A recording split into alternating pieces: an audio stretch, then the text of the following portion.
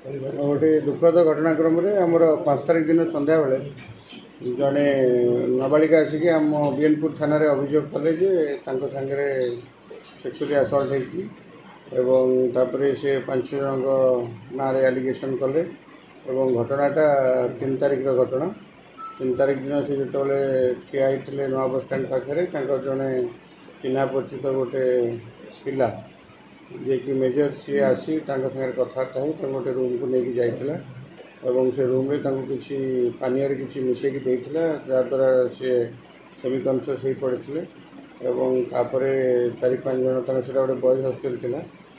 से 4-5 जन जो सांगतार थे से पिलार से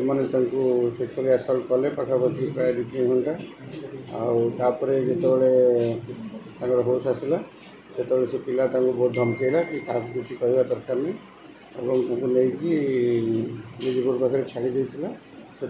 बापा फोन करके सागर कंटाक्ट एस्टाब्लीश करते से छाड़देला घर को नहीं जाते 5 तारिख 2 दिन पर 5 तारिख दिन आमको आसी कंप्लेन देते तो आम इमिडिएटली गोटे केस रजिस्टर कर 376D आम इनक्वारी आरंभ करूँ बर्तमान सुधा पाखापाखि 5 जन इंक्लूडिंग मेन अक्यूज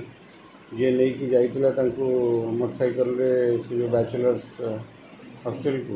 ताको आम अरेस्ट कर तार 4 जन सहयोगी धरा पड़ते बर्तमान आम से अरेस्ट करके फरवर्ड करूँ बर्तमान झीर भी मजिस्ट्रेट आगे बयान रेकर्ड हो जाए ना भी कहते बर्तमान एम भी जो पिला धरा पड़ते भी कन्फेस कर दुष्कर्म कर तेणु बर्तमान इन्वेस्टिगेशन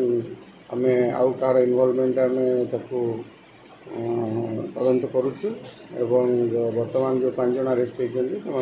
आम फरवर्ड कर बर्तमान सी भल अच्छा किसी असुविधा नहीं स्टेबल अच्छा बर्तमान मजिस्ट्रेट पाखे बयान भी रेकर्ड है मेडिकल से ठीक है